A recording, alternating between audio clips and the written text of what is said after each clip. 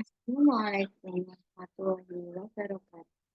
Untuk topik materi kali ini adalah tentang keselamatan dan kesehatan kerja serta 3.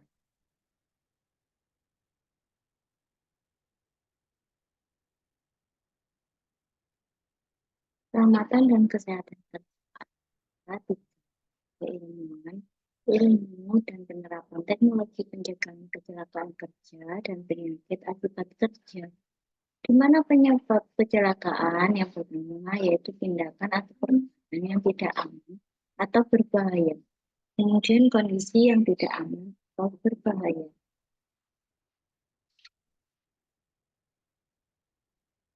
Apa yang terjadi jika keselamatan kita terancam?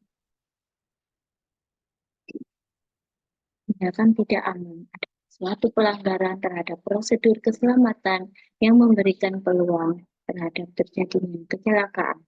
Kondisi tidak aman adalah suatu kondisi fisik atau keadaan yang berbahaya yang mungkin dapat langsung mengakibatkan terjadinya kecelakaan. Kenapa perbuatan tidak aman dilakukan? Yang pertama mungkin karena kurang pengetahuan, kemudian kurang terampil pengalaman, tidak ada kemampuan, faktor kelelahan, jenis pekerjaan yang tidak sesuai, gangguan mental, kesalahan dalam sifat dan tingkah laku manusia.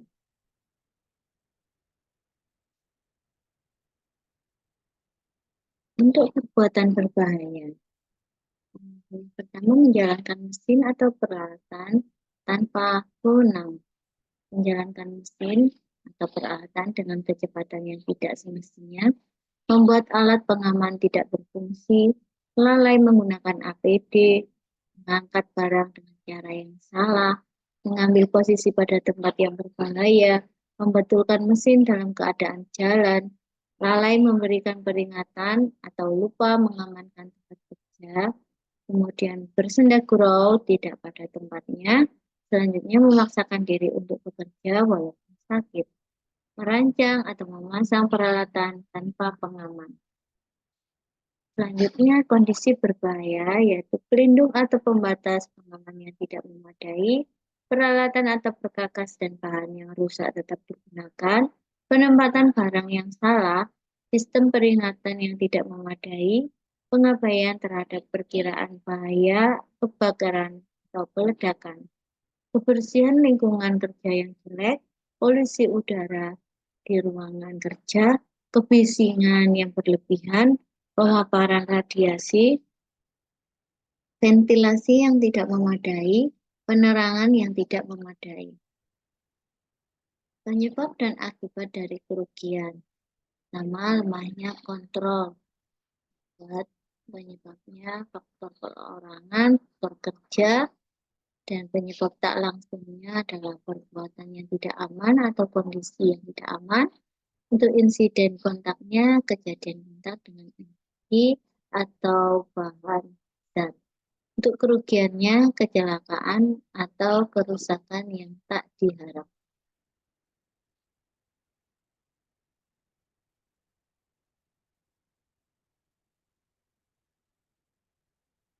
Untuk menabrak atau membentur benda diam atau bergerak, kemudian terpukul, tabrak oleh benda bergerak, waktu jatuh dari tempat yang lebih tinggi, jatuh di tempat yang datar, tusuk jepit cubit, benda runcing, kemudian terjepit, tangkap jebak di antara objek besar, terpotong, hancur, remuk, kemudian yang berhubungan dengan listrik, kimia, radiasi panas, dan angin, terlalu berat, cepat, tinggi, besar, kegagalan mesin dan peralatan, dan masalah pencemaran. Itu salah satu dari insiden yang terjadi.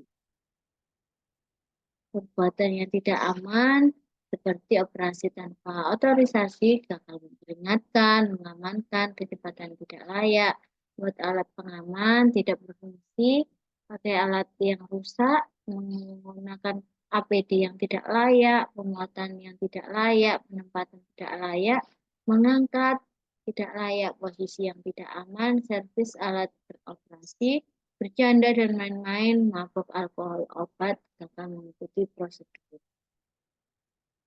Untuk kondisi yang tidak aman, yaitu pelindung atau pembatasnya tidak layak, APD-nya kurang, tidak layak, peralatannya rusak, ruang kerja sempit terbatas, sistem peringatan kurang, bahaya kebakaran, kebersihan, kerapian kurang kebersihan, terpapar radiasi, temperatur ekstrim, penerangan tidak layak, ventilasinya juga tidak layak, lingkungannya juga tidak aman. Untuk faktor pribadi bisa kemampuan fisik atau psikologi tidak layak, kemampuan mentalnya tidak layak, stres fisik, stres mental, kurang pengetahuan, keahlian, motivasinya tidak ada. Untuk faktor kerja, bisa dari pengawasan kepemimpinan, engineeringnya, pengadaan purchasing-nya, kurang peralatan, maintenance-nya, standar kerja, dan salah pakai atau salah penggunaan. Untuk lemahnya pengendalian dari program yang tidak sesuai, standar yang tidak sesuai, dan kepatuhan terhadap standarnya kurang. Faktor-faktor yang mempengaruhi kesehatan tenaga kerja, yaitu mungkin karena beban kerja dari fisik dan mental. Lingkungan kerjanya dari fisiknya, kimia, biologi, ergonomi, dan psikologi. Dari kapasitas kerjanya, keterampilan, kesegaran jasmani dan rohani, status kesehatan atau gizi, usia, jenis kelamin, dan ukuran tubuh. Tujuan pengawasan lingkungan kerja. Yang pertama, upaya perlindungan kepada tenaga kerja atau orang lain dari potensi bahaya yang berasal dari mesin, pesawat, alat kerja, bahan, dan energi. Kemudian lingkungan kerja, sifat pekerjaan, cara kerja, dan proses produksi. Faktor-faktor lingkungan kerja ada faktor fisika, faktor biologi, dari bakteri, kemudian faktor kimia dari debu, gas, faktor ergonomi dari tenaga terlalu diporsir, berdiri terlalu lama, berlebihan, dari faktor psikologi, hubungan dengan orang, pekerjaan, dan lingkungan kerja. Kemudian faktor fisika, dari kebisingan, iklim kerja, ventilasi, penerangan, dan getaran. Dari kebisingan, dari nilai ambang batas NAB 85 dB, untuk dampak kebisingan, trauma akustik, kesulitan bicara, ketulian menetap, gangguan komunikasi, dan gangguan psikologi. Untuk pengendalian kebisingan bisa dilakukan dengan cara mendesain mesin yang baik, mengoperasikan alat dengan kemampuan mesin, merawat mesin, rotasi pekerjaan, ruang kontrol, penyelenggaraan pelatihan dan pendidikan, pemeriksaan kesehatan, pemantauan lingkungan kerja, dan APD. Ini adalah NAB kebisingan. Jadi tidak boleh terpelajar lebih dari 140 dB walaupun sesaat. Untuk iklim kerja dari sumber panas, tekanan panas, suhu nyaman, kemudian kelembapan udara yang baik. NAB iklim kerja dari lampiran ISBB yang diperkenankan adalah sebagai berikut. Jadi untuk beban kerja ringan membutuhkan kalori 100-200 kilokalori per jam. Beban kerja sedang membutuhkan kalori 200-350. Beban kerja berat membutuhkan 350-500 kilokalori per jam. Dampak iklim kerja yang buruk dipengaruhi dari prickly heart rash, diarrhea rubra, head cramp, yaitu timbulnya kelainan seperti otot kejang, otot anggota badan, dan wah. Untuk head exhaustion, yaitu kehilangan cairan dan elektrolit, kemudian head stroke, dan head stress, yang paling berat mengakibatkan termotori terganggu, jantung berdebar, nafas pendek, tekanan darah naik dan turun, mampu berkeringat, dan suhu badan tinggi atau hilang kesadaran. Pengendalian tekanan panas dilakukan dengan cara isolasi sumber panas, local exhaust, local cooling and station, ventilasi umum, pemeriksaan kesehatan sebelum kerja, kemudian pengadaan air minum, menyelenggarakan pelatihan pendidikan, pengaturan lamanya kerja dan istirahat, APD untuk kacamata, topi, jelemek, pakaian kerja, dan lain sebagainya. Untuk ventilasi sangat penting untuk meningkatkan dan memelihara kualitas udara di tempat kerja dengan tujuan meningkatkan dan mempertahankan kondisi udara agar tetap segar dan nyaman, menurunkan kadar kontaminan di udara. Untuk penerangan juga sangat dibutuhkan, kemudian dampak penerangan yang buruk untuk getaran juga sangat diperhatikan apakah ada kelainan atau kerusakan. Kemudian untuk pengendalian getaran bisa dipasang bantalan berupa karet, penggantian komponen, dan penguatan baut.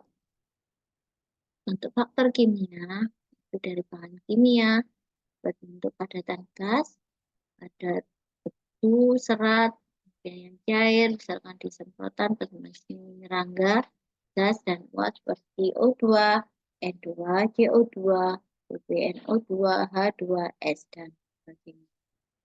Untuk pengendalian faktor kimia, bisa dari substitusi, otomatisasi, isolasi sumber kontaminan, dari sekresi, kemudian ventilasi. Faktor biologi dari virus, bakteri, jamur, dan cacing. Bahaya faktor biologi menimbulkan infeksi akut atau kronis parasit dalam tubuh, menghasilkan toksin, kemudian menimbulkan reaksi alergi, menimbulkan iritasi. Pengendalian faktor biologi bisa menggunakan peralatan yang bersifat melindungi dari bahaya kontak atau safety equipment facility design. Peran bekerja dalam pengendalian bahaya di tempat kerja atau worker integrated workplace control, bekerja teknik dengan azas kehati-hatian, menggunakan APD. Untuk faktor psikologi, stres kerja mungkin karena hubungan dengan orang, hubungan dengan pekerjaan, hubungan dengan lingkungan kerja. Selanjutnya adalah faktor ergonomi. Pertama dari posisi kerjanya, cara kerja, tata letak, kemudian beban kerja. Ini adalah posisi duduk yang baik. 70% ukuran 70 derajat, 90 derajat, dan 135 derajat. Saat kerja dalam ruangan yang sempit sangat banyak penyebabnya dan sangat membahayakan. Untuk resiko bahan kimia juga sangat berbahaya dan penyebabnya apa? Kemudian menggunakan APD apa saja. Untuk tahapan pengendalian resiko. Pengadaan, substitusi, engineering, administrasi, organisasi, dan APD. Kemudian listrik dari tegangan arus, waktu, dan kondisi badan manusianya. Untuk kebakaran karena listrik bisa karena penggunaannya lebih, sambungannya tidak sempurna, perlengkapan tidak standar, pembatas arus tidak sesuai, kebocoran isolasi, dan samaran detail. Tabelnya dan arus listrik pengaruh kepada tubuh manusia. Selanjutnya ada apa sih yang salah dengan gambar ini?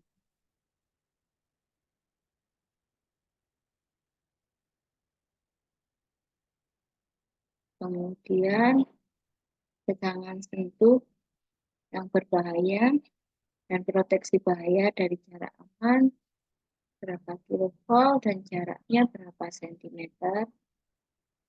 Pertolongan pertama pada kecelakaan listrik harus diapakan dulu, harus menghindarkan dulu arusnya, kemudian berada pada papan kering, kain kering, pakaian kering, alas yang serupa yang bukan logam atau isolator. Jika tidak mungkin kedua, Penolong dibalik dengan kain kering, pakaian kering, kertas kering, karet kering. Cara membebaskan penderita dari aliran listrik, ditarik dari tempat kecelakaan atau pengantar dipendekkan.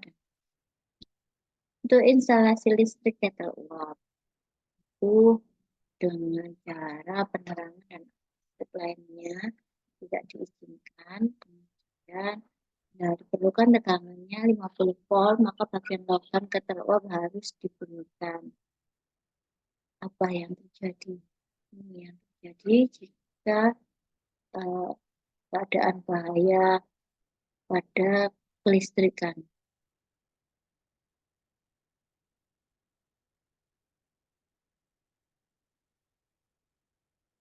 Ya,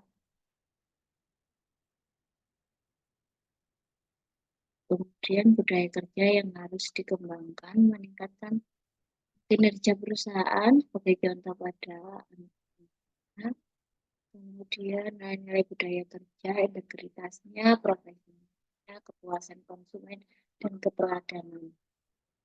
Untuk ciri-ciri profesional di keahlian khusus di bidangnya, bisa mengkonversikan keahlian tersebut dalam praktek, kerja melakukan berdasarkan SOP, mencari cara membuat berbagai hal menjadi lebih mudah, antisipasi, dan inisiatif. Budaya kerja semangat, profesional, sifat ulet, aspek, dan suka menolong, loyalitas, inovatif. Untuk semangat kerjanya juga harus ditambah profesionalismenya, sifat ulet yang harus dimiliki apa saja, aspek keteladanannya, suka menolong, kerjasama, komitmen terhadap pekerjaan, inovatif, dan kreatif. Serius dalam melaksanakan pekerjaan, tuntas dalam melaksanakan pekerjaan, positive thinking, dan loyalitas. Baik, terima kasih. Wassalamualaikum warahmatullahi wabarakatuh.